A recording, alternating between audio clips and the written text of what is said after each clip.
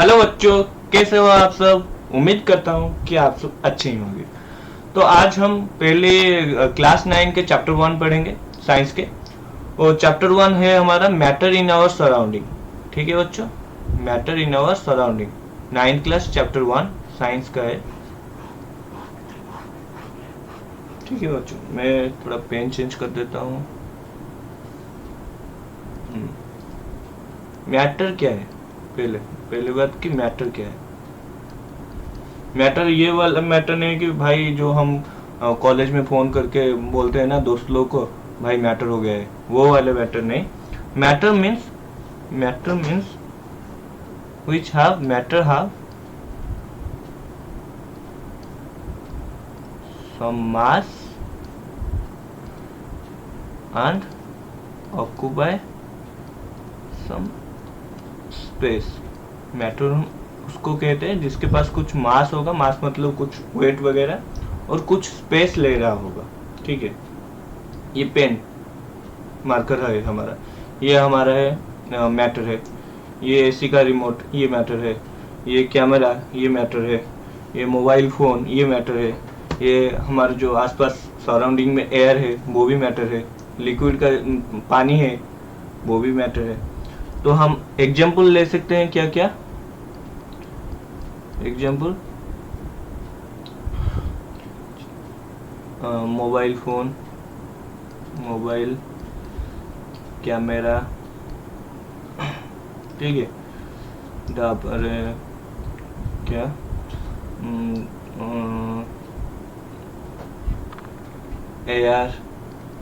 Air भी बोल सकते हैं। Metals, nitrogen, oxygen, N2O2, nitrogen, oxygen, metal, ये सब एग्जाम्पल ले सकते हैं। नॉट एग्जाम्पल क्या है, नॉट एग्जाम्पल क्या है ना, लाइट, साउंड, ठीक है, पेन, हैप्पी, सैड। ठीक है बच्चों, ये सब एग्जाम्पल नहीं है। लाइट, साउंड, ये सब है तुम्हारा एनर्जी है।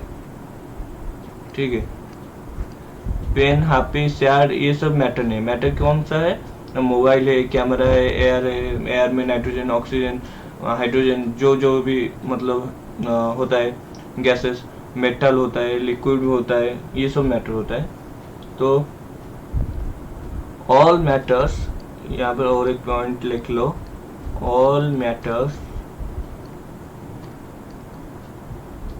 Are made of particles. बच्चों सभी मैटर पार्टिकल्स से बने होते हैं। ठीक है, we can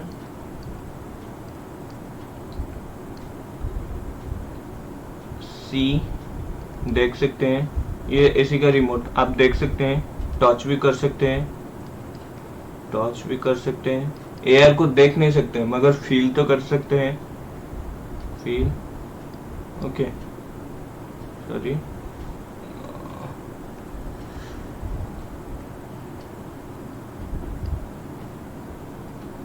feel. Okay, next चलते हैं। इस चैप्टर में हम पढ़ेंगे मैटर को कितने टाइप में डिवाइड किया गया है, फिजिकली कितने टाइप में डिवाइड किया गया है, और उसके नेक्स्ट चैप्टर में पढ़ेंगे केमिकली मतलब कितने टाइप का किया गया है। तो based on the physical, based on physically matter are 3 types: solid, liquid, gas. ठीक है बच्चों, ये बोतल देख लो। ये बोतल जो है, जो बोतल, ये प्लास्टिक का बोतल है, ये सॉलिड है। इसका अंदर क्या है, वाटर है, और इसके हाफ वाटर है, हाफ क्या है, गैस है। तो ये एक एग्जांपल से आप सबको पता चल जाए कि कौन सा सॉलिड है, लिक्विड है, गैस है। ये तो बच्चों वाले सवाल होता है, मतलब हम तो मतलब देखते ही पता चल जाएगा कौन सॉलिड, कौन लिक्विड, कौन गैस। मगर ये इम्पोर्टेंट है कि सॉलिड का पार्टिकल जो होता है ना बहुत क्लोजली मतलब प्रेजेंट होते हैं। ऐसे ऐसे पार्टिकल अगर होंगे सॉलिड का, मतलब सॉलिड का पार्टिकल ऐसे क्लोजली अटैच्ड होते हैं। लिक्विड का थोड़ा थोड़ा लूजली इन मतलब इंट्रामोलिकुलर फोर्स होता है ना, जो बॉन्ड होता है इंट्रामोलिकुलर बॉन्ड, थोड़ा सा लूज होता है इनका लिक्विड का। ये सॉलिड होता है, सॉलिड का पार्टिकल, सॉलिड का पार्टिकल वेरी क्लोजली रहते हैं। ये लिक्विड का थोड़ा कम क्लोज रहते हैं। और गैस इधर उधर फ्री पूरा रहते हैं, ये होता है गैस। तो सॉलिड हम लिख सकते हैं कि particle are very close. Particles, बच्चों मेरे साथ लिखते भी जाओ, पार्टिकल्स आर वेरी क्लोज। ये इंटरमीडिएट क्लोज, पार्टिकल्स इंटरमीडिएट मतलब ना हाईली क्लोज होते हैं ना लूज होते, ज्यादा कॉम्पैक्ट नहीं होते, ज्यादा लूज नहीं होते, intermediate. Particles are intermediately close. यहाँ पर पार्टिकल्स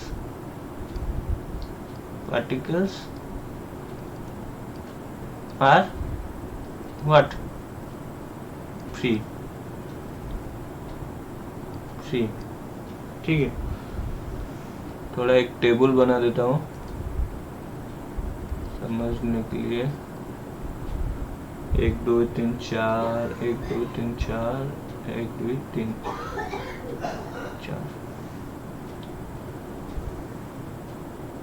ठीक है।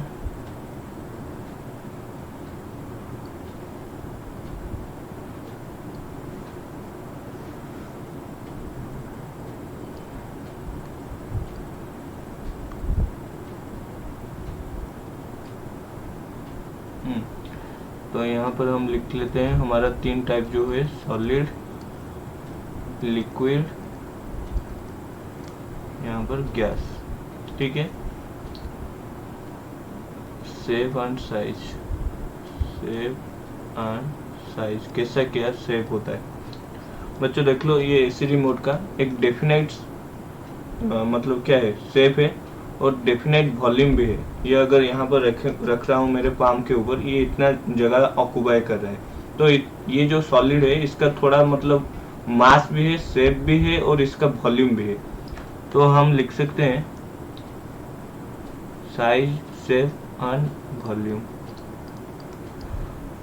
लिख सकते हैं यहाँ पर definite shape and definite volume. मगर पानी का सोचो, पानी का कोई शेप होता है क्या? उसको बोतल में रखोगे तो बोतल का शेप ले लेगा, प्लेट में रखोगे तो प्लेट का शेप ले लेगा। तो पानी को जिधर भी रखो वो उसी का शेप ले लेता है, ठीक है। तो हम उसको बोल सकते हैं क्या ना, इनडेफिनाइट शेप। मगर बच्चों वॉल्यूम सेम रहता है। अगर सपोज मान लो कि तुम 2 लीटर का दूध ले आ रहे हो मार्केट से, तो वो 2 लीटर तुम प्लेट में रखो या फिर तुम ग्लास में रखो, जिसमें भी बोतल में रखो, वो 2 लीटर ही रहेगा। भले ही उसका शेप चेंज हो जाए मगर वो 2 लीटर ही रहेगा। तो इसका इनडेफिनाइट शेप होता है, मतलब जिधर भी रखो उसी का शेप ले लेता है। मगर डेफिनाइट वॉल्यूम होता है, डेफिनाइट वॉल्यूम होता है। और बच्चों गैस का ना ही शेप ही होता है, मतलब डेफिनाइट शेप होता है, ना ही डेफिनाइट क्या वॉल्यूम होता है। क्योंकि देखो अगर यहाँ पर इत्र परफ्यूम मतलब छिड़क लूं तो ये पूरा घर में स्प्रेड हो जाएगा, ठीक है। तो इसका कोई शेप नहीं है। Indefinite shape and indefinite night volume. Intramolecular space, inter बोल रहा हूँ, intermolecular space, intermolecular molecular force of attraction. ठीक है, देखो सॉलिड में ऐसे में बोला कि ये सब पार्टिकल जो होते हैं, सॉलिड का जो पार्टिकल वो पूरा कॉम्पैक्ट फॉर्म में रहते हैं, मतलब एक दूसरे से जुड़े होते हैं। ठीक है, तो यहाँ पर देख लो, मैं तुमको बोल रहा था कि देख लो, मैं पेन चेंज कर लेता हूँ। हाँ, इधर देख लो, सॉलिड में बहुत कॉम्पैक्ट रखे गए हैं पार्टिकल्स। तो इन पे जो कांटेक्ट मतलब कॉम्पैक्ट है, क्लोजली एक पार्टिकल दूसरे पार्टिकल से बहुत क्लोजली एसोसिएटेड है, तो इनके अंदर इंटरमोलिकुलर फोर्स ऑफ अट्रैक्शन, ये बॉन्ड, ये जो दो, इसको जूम थोड़ा कर लेता हूँ इधर, ये दो पार्टिकल जो है इनके अंदर जो बॉन्ड रहता है, इसको बोलते हैं, जिसके दौरान वो एक दूसरे से अटैच होकर रह रहे हैं, उसको बोल रहे हैं इंटरमोलिकुलर फोर्स ऑफ अट्रैक्शन। ठीक है, तो ये सॉलिड में कितना, मतलब ज्यादा ही होगा, क्या ज्यादा ही है maximum intramolecular force of attraction. और स्पेस कितना है, स्पेस बहुत ही कम है, मतलब ना के बराबर। लिक्विड में थोड़ा ज्यादा है, गैस में और ही ज्यादा है। तो इंटरमोलिकुलर स्पेस मिनिमम है, मगर फोर्स ऑफ अट्रैक्शन, इसमें फोर्स ऑफ अट्रैक्शन ज्यादा है, इसलिए तो पूरा क्लोजली एसोसिएटेड है ना, स्पेस कम है। मगर एक सोच लो, मतलब मैं एक दूसरे, सपोज तुम समझ लो किसी और को पकड़ रहे हो, ठीक है, तो तुम्हारे बीच फोर्स ऑफ अट्रैक्शन ज्यादा है, स्पेस कम है। अगर मैं यहाँ हूं, तुम अपने घर में हो, तो स्पेस ज्यादा है। समझ में आ रहा है?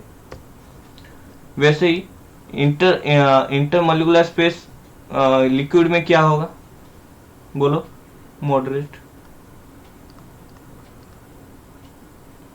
And intermolecular force of attraction भी मॉडरेट। गैस में देख लो, इधर उधर फैल के पड़े हुए हैं पार्टिकल्स, तो स्पेस कितना है, मैक्सिमम स्पेस होता है इंटरमोलिकुलर स्पेस, कहां पर, ना गैस पर। और फोर्स ऑफ अट्रैक्शन क्या होता है, बहुत ही वीक और मिनिमम। ये थोड़ा बच्चों नोट कर लो, ठीक है। फिर जाते हैं अदर स्टेट्स ऑफ मैटर।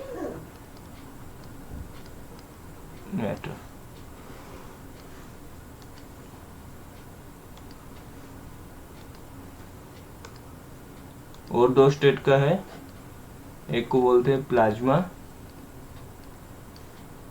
ठीक है, दूसरे को बोलते हैं BES, बॉस आइंस्टाइन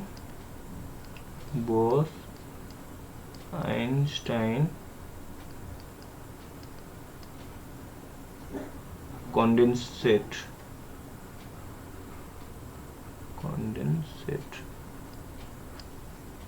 ठीक है,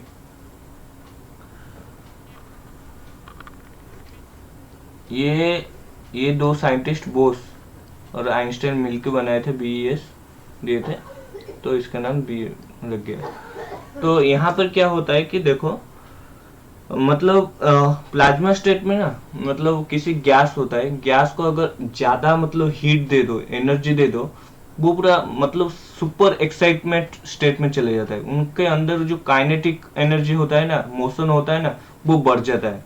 ठीक है, जैसे समझ लो सन के अंदर मतलब बहुत सारा हाइड्रोजन हीलियम है, ठीक है, उनको हीट दिया जाता है, तो वो बहुत मतलब उनके अंदर जो हाइड्रोजन हीलियम होता है ना, वो बहुत उनका काइनेटिक एनर्जी बहुत होता है, मोशन उसका बहुत होता है। ठीक है, तो प्लाज्मा क्या है ना, the state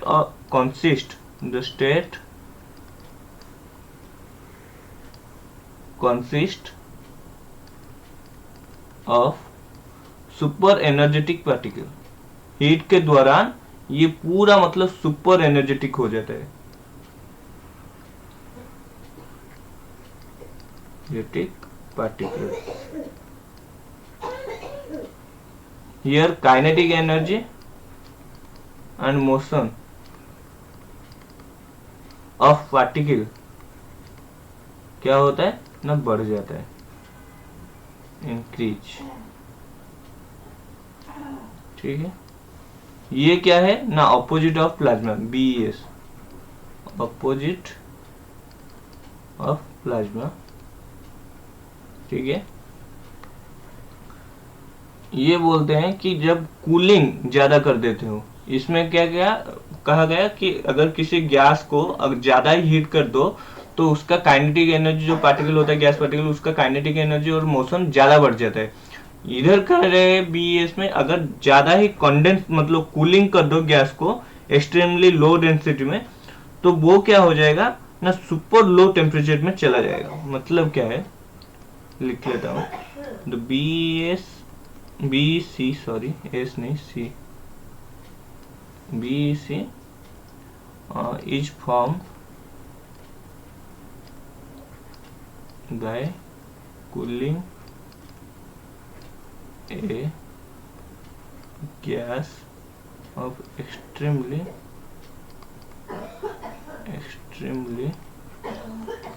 low density of normal air और सुपर लो टेम्परेचर,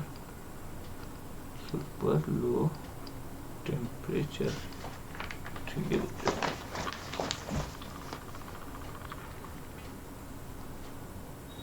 एग्जाम्पल पकड़ लो इसका, सन। इस थ्योरी को यूज करके हम बल्ब जाते हैं, बल्ब यूजेस कहाँ पर होता है ना, फ्लोरोसेंट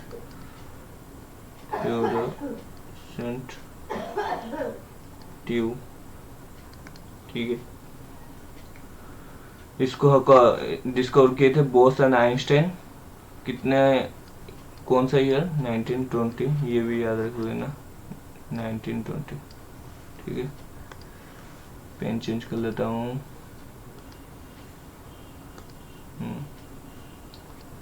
अभी पढ़ेंगे फेज ट्रांसफॉर्मेशन, फेज ट्रांसफॉर्मेशन।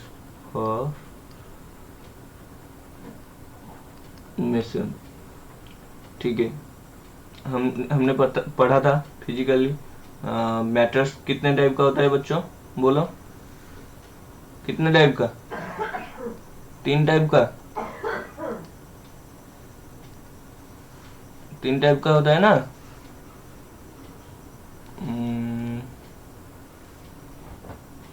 एक मिनट, थोड़ा मेरे को गोला बनाने दो।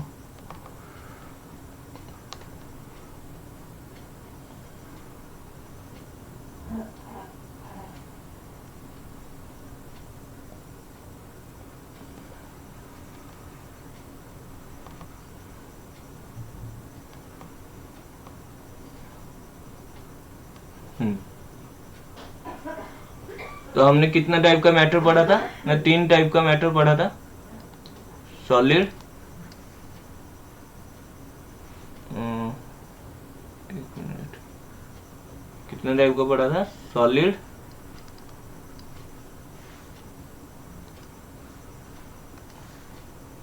लिक्विड,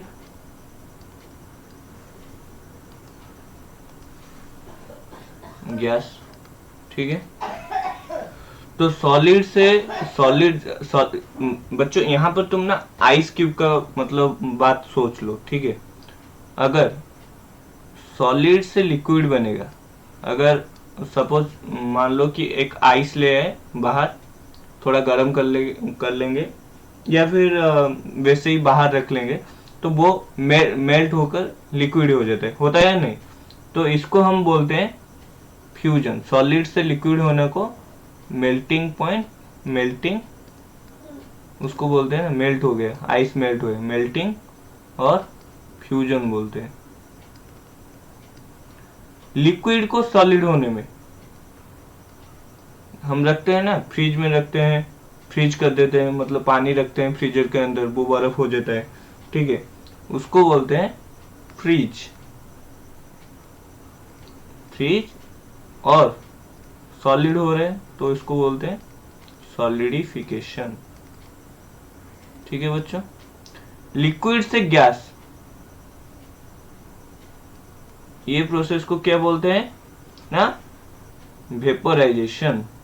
वेपोराइजेशन और बॉइलिंग, पानी को अगर गर्म करोगे तो वो भाप होकर उड़ जाएगा, बॉइलिंग करोगे तो लिक्विड से गैस होने को बॉइलिंग और वेपोराइजेशन बोलते हैं, वेपोराइजेशन बोलते हैं।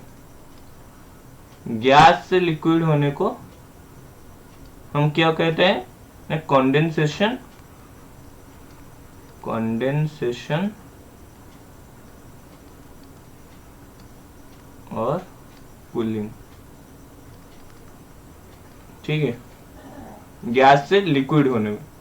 जब हमारे तुम देखते हो ना एलपीजी गैस सिलेंडर आता है, तो हमारे जो रसोई में गैस होता है ना, हमारे माँ जिससे खाना बनाते हैं, जिसको यूज करके खाना बनाते हैं, तो वो जो टैंकी होता है ना एलपीजी गैस सिलेंडर, वो सिलेंडर के अंदर हमारा जो गैस होता है वो लिक्विड फॉर्म में होता है, वो जब बाहर निकलता है गैस फॉर्म में निकलता है, तो हैवी प्रेशर देके गैस को वो लिक्विड बना के उधर रख लेते हैं। ठीक है, और सॉलिड से भी गैस, कुछ कुछ केस में सॉलिड से गैस भी होते हैं और गैस से सॉलिड भी होते हैं इन सम केसेस। इसको बोलते हैं सब्लिमेशन। क्या बोलते हैं, सब्लिमेशन। सॉलिड से गैस और गैस से सॉलिड, सब्लिमेशन। ठीक है बच्चों, मतलब इधर लिक्विड फेज नहीं आएगा, डायरेक्ट सॉलिड को, अगर अगरबत्ती तुम जालते होंगे तो वो सॉलिड फॉर्म में होता है, तुम जालने के बाद वो गैस हो जाता है, निकलता है ना उससे धुआं। तुम अगर ड्राई आइस दिखे होगे, ड्राई आइस हमारा लेबोरेटरी में यूज होता है, तो वो ड्राई आइस क्या है ना, solid form of the carbon dioxide, वो अगर मेल्ट नहीं करे वो उड़ जाएगा। ठीक है, तो हम ले लेते हैं सॉलिड से गैस सब्लिमेशन का एग्जाम्पल, सब्लिमेशन के कुछ एग्जाम्पल ले लेते हैं। ड्राई आइस, सॉलिड CO2 इसको कहते हैं। ठीक है, ammonium chloride,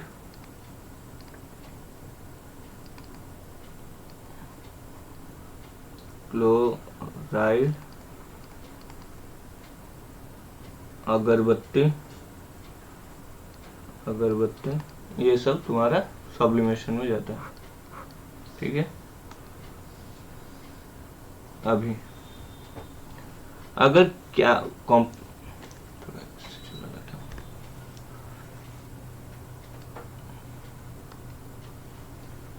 compression, compression, compression, compression से क्या होता है ना, गैस से लिक्विड होता है। इसका एक बेहतरीन एग्जाम, मतलब डायग्राम तुम्हारा दिया गया है एनसीईआरटी में। ठीक है, ऊपर मतलब सिरिंज देखे हो ना, सिरिंज,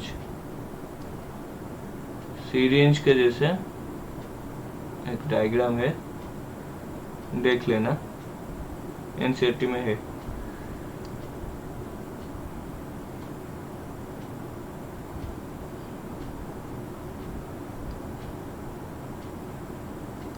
सीरीज का टाइप है।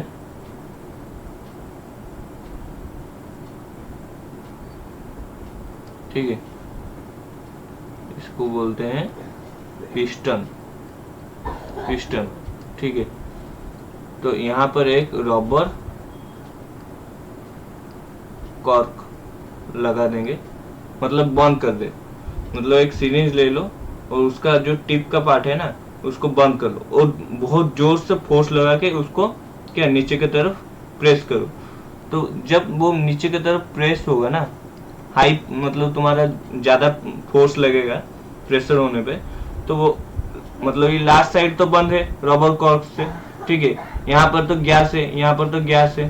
ठीक है, जब तुम ज्यादा ही प्रेस करोगे यहाँ तक आ जाएगा, तो वो गैस प्रेस होकर कंडेंस होकर लिक्विड बन जाएगा। हाई बच्चों, मतलब ये जो होता है ना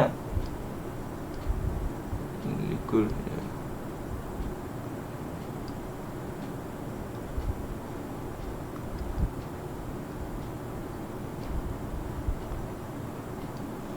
ये क्या हो गया मेरे पेन को, अरे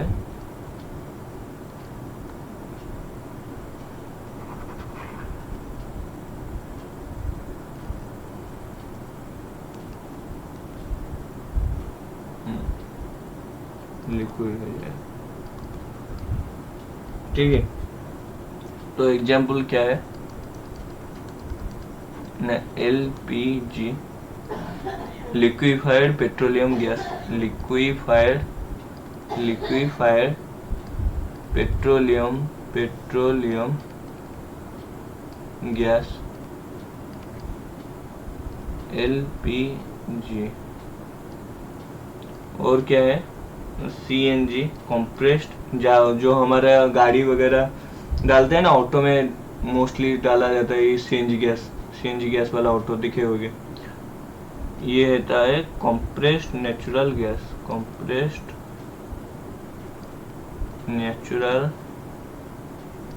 गैस। ये एग्जाम्पल बच्चों याद रख लो, ठीक है, ये एग्जाम्पल याद रख लो।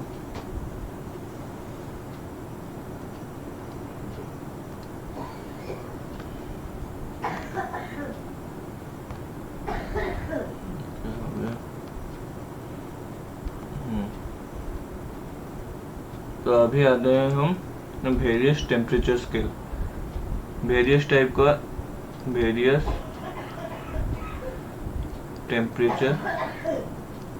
Temperature scale. 3 टाइप का टेम्परेचर स्केल होता है, ठीक है। तुम सब जानते होंगे डिग्री सेल्सियस,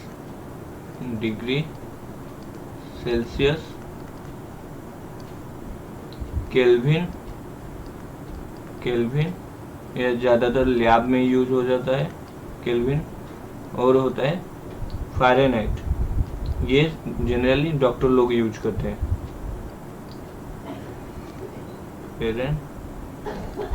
फ़ारेनहाइट, ठीक है, ये डॉक्टर लोग यूज करते हैं। तो बच्चों हमारा जनरली हमारा बॉडी टेम्परेचर जनरली रहता है 37 डिग्री सेल्सियस, ठीक है। हमारा बॉडी टेम्परेचर रहता है जनरली 37 डिग्री सेल्सियस में रहता है।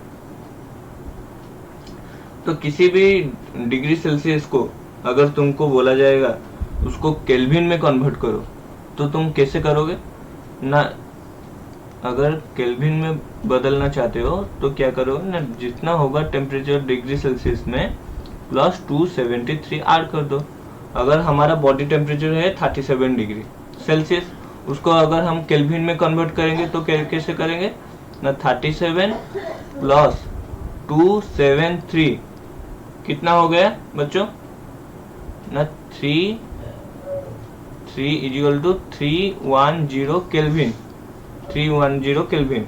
अगर मैं उसको बोलूं कि इसको तुम क्या करो कि ना उसको फ़ारेनहाइट में कन्वर्ट करो, तो कैसे करोगे ना, 9/5 डिग्री सेल्सियस में जो था वो प्लस 32, तो हो जाएगा कितना 9/5 इंटू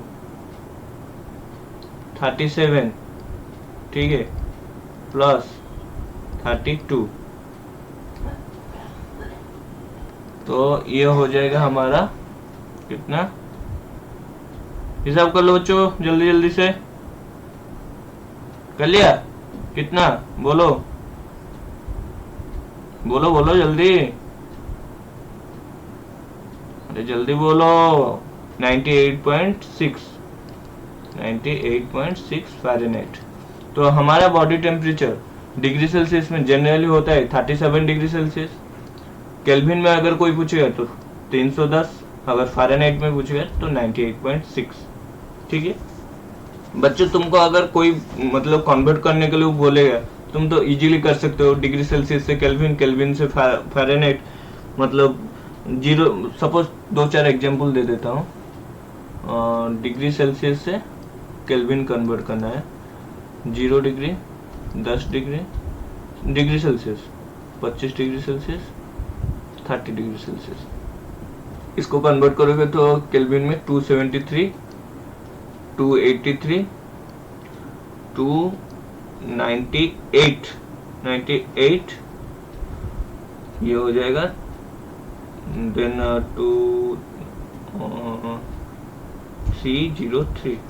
ठीक है, अगर केल्विन से डिग्री सेल्सियस में कन्वर्ट करोगे, अगर कोई मतलब दिया है केल्विन में 373, उसको डिग्री सेल्सियस में कैसे कन्वर्ट करोगे ना, कैसे, जल्दी बोलो, यहाँ से पकड़ लो, ये फॉर्मूला को पकड़ लो। तुमको केल्विन में दिया है, तुमको डिग्री सेल्सियस निकालना है, कैसे निकालोगे ना, 373 माइनस 273 इक्वल टू 100। ओके, वैसे ही मतलब फ़ाराडे में कुछ कोई पूछा होगा, सपोज दिया है तुमको, एक एग्जांपल दे रहा हूँ, तुमको दिया है के इक्वल टू 373 केल्विन का टेम्परेचर दिया है, तुमको फ़ाराडे में कन्वर्ट करना है, तो कैसे करोगे।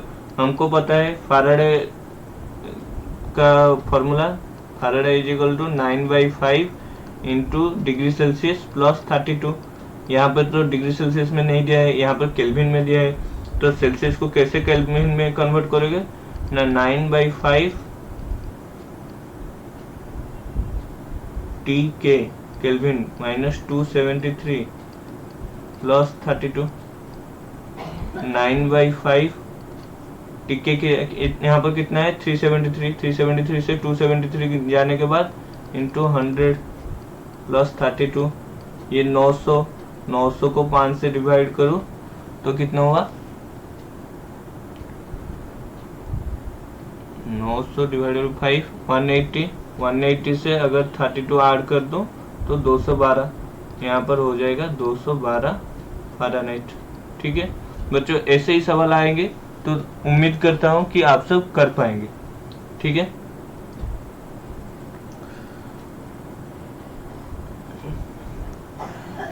एक क्वेश्चन भी दिया है। ठीक है, क्वेश्चन को रेड में लिख लेता हूँ। When a solid melts its temperature remain the same, where does the heat energy go. Okay, लिख लेता हूँ देन बताऊंगा। When a solid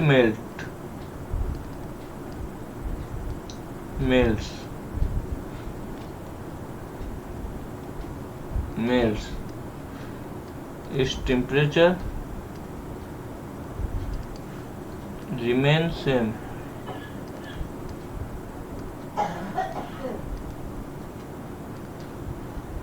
where does the heat energy go।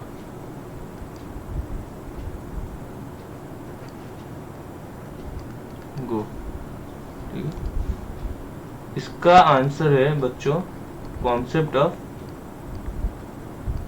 Latent heat, जो कि हम पढ़ेंगे अभी। कॉन्सेप्ट ऑफ लैटेंट हीट ये क्या बोल रहा है, देखो एक मतलब बीकर ले ले, बीकर का मतलब समझो, जो पात्र होता है, जो प्लेट होता है, जो जिसमें हम थोड़ा सा पानी ले लेते हैं, ये थोड़ा हमारा, ये हमारा प्लेट है, समझ लो ग्लास है, इसमें पानी लेकर हीट कर रहे हैं, हीट के लिए हीट दे रहे हैं। ठीक है, हीट को येलो कलर से इंडिकेट कर रहा हूँ जिसको आपको पता चले कि हीट देंगे, और यहाँ पर एक थर्मोमीटर डाल देंगे। ठीक है, तुम देखोगे बच्चों क्या होगा ना, ये हीट कंटिन्यूअसली जब हीट दे रहे होंगे तो उसका टेम्परेचर बढ़ बढ़कर वो थर्मोमीटर 100 मतलब 100 तक दिखाएगा, देन उसके बाद नहीं दिखाएगा। हमारे दिमाग में ये क्वेश्चन आ रहा होगा कि हम तो कॉन्टिन्यूसली हीट दे रहे हैं ना, तो 100 के बाद रुक क्यों जाता है? क्योंकि बात को समझो बच्चों कि ये जो लिक्विड होता है ना, उसका बॉइलिंग टेम्परेचर कितना होता है लिक्विड का, मतलब जैसे वाटर का कितना होता है बॉइलिंग टेम्परेचर? 100 डिग्री होता है। 100 डिग्री में वो लिक्विड से गैस होने का काम करता है, ठीक है। और उसका मेल्टिंग टेम्परेचर कितना होता है ना, 0 डिग्री होता है ना। 0 डिग्री होने पर वो लिक्विड से सॉलिड हो जाएगा, मतलब आइस क्यूब हो जाएगा। तो अगर हम हीट कंटिन्यूसली देते जाएंगे तो ये मतलब टेम्परेचर बढ़कर ये जाएगा 100 तक जाएगा, उससे ज्यादा नहीं जा पाएगा। तो वो बोल रहा है कि व्हेन ए सॉलिड, जब तुम आइस क्यूब को मेल्ट कर रहे हो, सपोज रख लिया कुछ ग्लास में, देन हीट दे रहे हो, ये कंटिन्यूसली जाएगा, एक टाइम के बाद ये कुछ भी नहीं, मतलब टेम्परेचर बढ़ेगा ही नहीं तुम जितना भी हीट दो, क्योंकि वो लिक्विड फेज से गैस फेज को जा रहा होगा। During the phase transformation, heat supplied to the substance do not increase the temperature. Here, do not increase the temperature when it is reached the certain temperature. जब तक मतलब certain temperature के पास पहुंचने के बाद ये increase नहीं होगा। तो इसी एनर्जी को हम hidden कहते हैं, latent heat means लैटेंट का शब्द का मतलब होता है हिडन, ठीक है।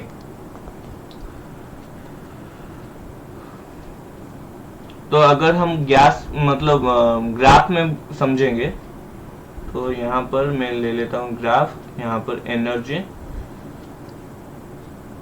यहाँ पर टेम्परेचर लिख लेता हूँ वाई एक्सिस में, वाई एक्सिस ये होता है एक्स एक्सिस।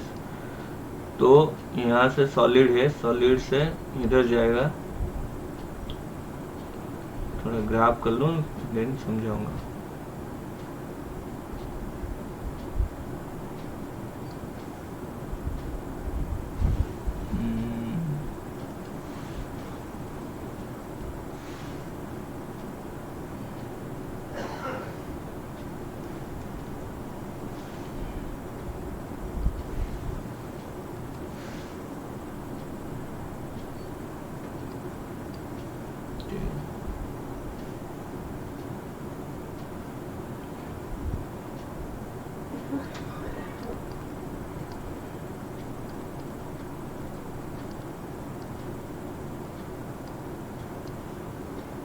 सॉलिड मेल्ट होकर, सॉलिड को अगर तुम हीट देते जाओ सर्टेन पीरियड के बाद वो लिक्विड होने का काम करेगा, मतलब लिक्विड हो जाएगा। सपोज आइस को ले आए गैस में बैठा लिए, तो कुछ समय के बाद वो मेल्ट होकर लिक्विड फेज में कन्वर्ट हो जाएगा। वही लिक्विड को अगर तुम बॉइलिंग पॉइंट में मतलब ज़्यादा गर्म कर लो, वो भाप होकर उड़ जाएगा, गैस होकर उड़ जाएगा। तो लिक्विड से गैस को तो बॉइलिंग कहते हैं, ठीक है। तो ये जो एनर्जी का दो फेज होता है ना, ये दो energy phase, liquid phase and boiling phase जो होता है ना, इसी को कहते हैं लैटेंट हीट।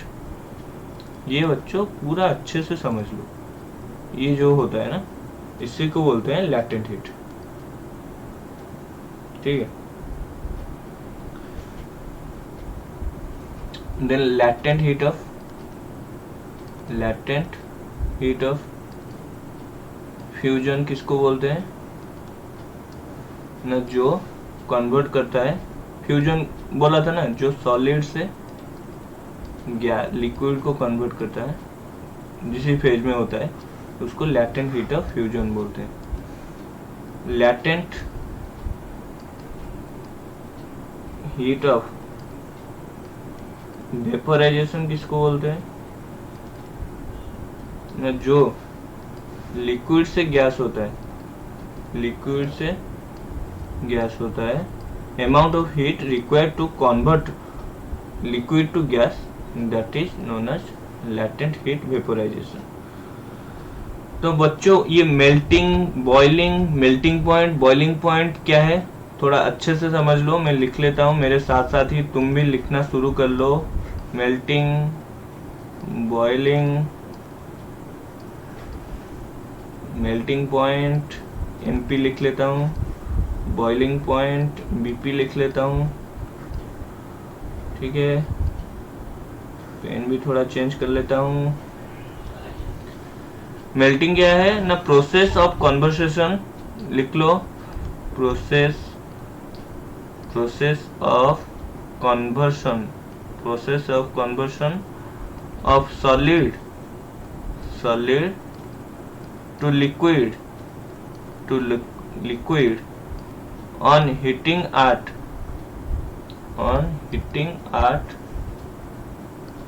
melting point। समझ रहे हो?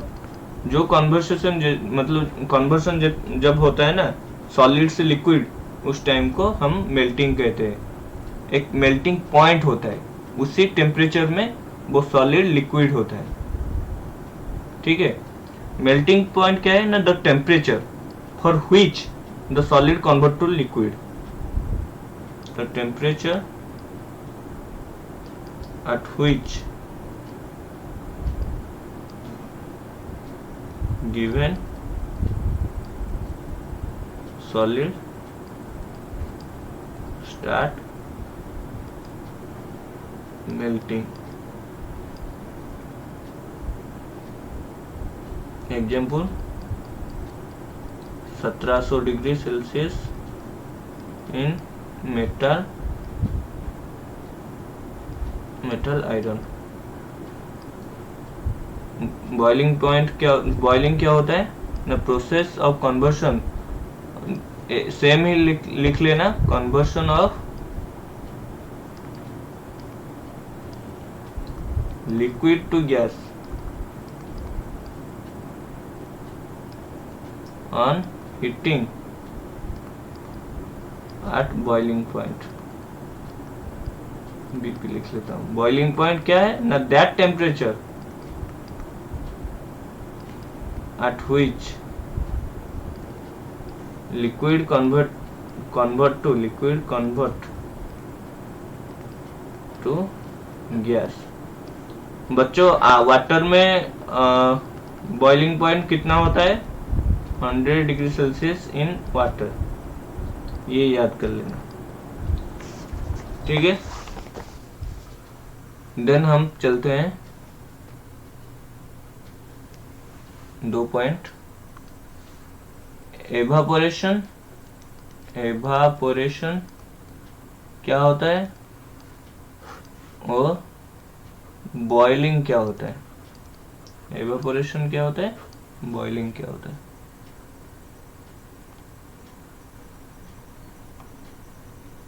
ठीक है।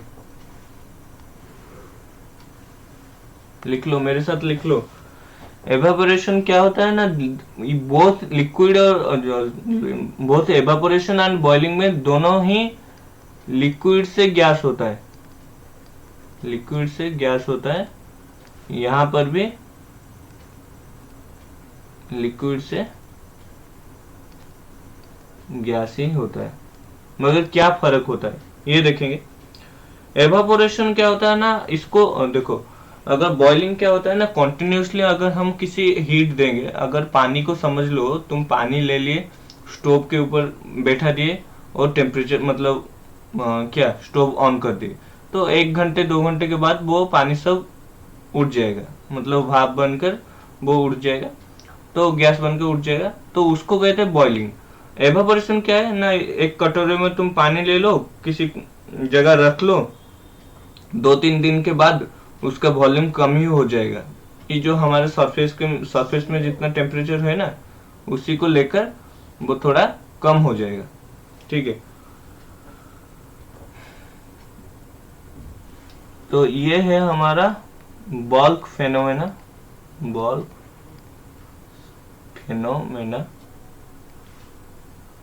ये है हमारा surface phenomena,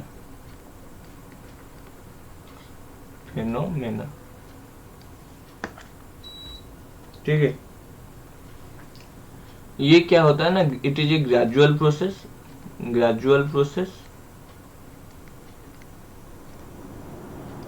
it is vigorous process, very high energetic, मतलब ग्रेजुअल प्रोसेस क्या है कि ये तुम पानी एक प्लेट में रख के किसी साइड में रख दो, मतलब एक घर में रख लो, तो ये ग्रेजुअली धीरे धीरे धीरे धीरे होकर वो तुम्हारा भाप होकर उड़ जाएगा। तुम अगर रखोगे पानी, रखोगे एक प्लेट में, सपोज तुम पानी रखो, 1 साल के बाद तुम आओगे तो देखोगे वो पानी नहीं होगा। ये ग्रेजुअल प्रोसेस होता है, वो पानी अपने आप ही भाप होकर उड़ जाएगा। और जो ये बॉइलिंग होता है ना, ये तुम अगर मतलब किसी कटोरे में पानी लो, उसको गर्म करो, तो थोड़ी देर में 15-20 मिनट और मैक्सिमम 1 घंटे 2 घंटे में वो भाप होकर उड़ जाएगा। क्यों कि ये मतलब वेरी हाई एनर्जेटिक प्रोसेस है, विगरस प्रोसेस। जब हीट देते हो तो उनका जो लिक्विड का जो पार्टिकल होता है ना, उनके काइनेटिक एनर्जी, मोशन बढ़ जाते हैं। ठीक है, तो एवापोरेशन से हमको क्या मिलता है बच्चों, ये पूरा इंपॉर्टेंट चीज है, याद रखो। एवापोरेशन पे हमको मिलता है ठंडक। एवापोरेशन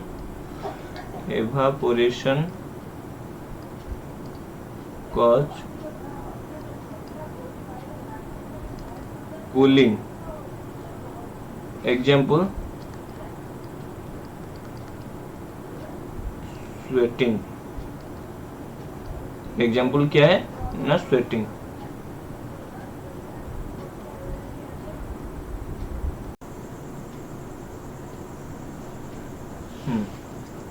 तो स्वेटिंग होने के बाद हमको थोड़ा थोड़ा ठंडा भी लगता है, हाँ कि ना बोल। हाँ, स्वेटिंग होने के बाद हमको थोड़ा थोड़ा ठंडा भी लगता है। तो कौन सा फैक्टर अफेक्ट करता है, कौन सा फैक्टर अफेक्ट करता है?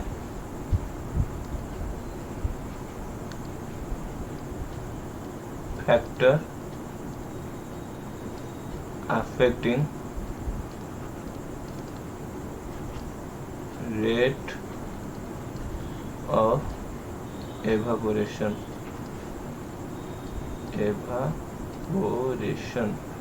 कौन सा फैक्टर अफेक्ट करते हैं रेट ऑफ एवापोरेशन को? बच्चों एक ये याद करने के लिए ना, तुम मतलब दिमाग में ले आओ, जब तुम्हारे कपड़े सुखाते हैं तो टेम्परेचर, अगर धूप ज्यादा होगा तो जल्दी ही सूख जाएगा। ठीक है, तो 1 नंबर पॉइंट में आता है टेम्परेचर। अगर टेम्परेचर ज्यादा होगा तो रेट ऑफ एवापोरेशन ROE भी ज्यादा होगा, तो ज्यादा जल्दी सूख जाएगा। अगर तुम देखे होगे कि बारिश के सीजन में अगर या फिर सडन रेन हो गया, तो हमारा मम्मी क्या करते हैं ना, घर में सुखाते हैं कपड़ा, जो मतलब वॉशिंग मशीन में धुआ हो गए जो कपड़े, उसको लाकर वो घर में सुखाते हैं फैन देकर। तो ज्यादा अगर विंड स्पीड ज्यादा होगा, अगर ज्यादा होगा तो रेट ऑफ एवापोरेशन भी ज्यादा होगा, तो जल्दी कपड़ा सूख जाएगा।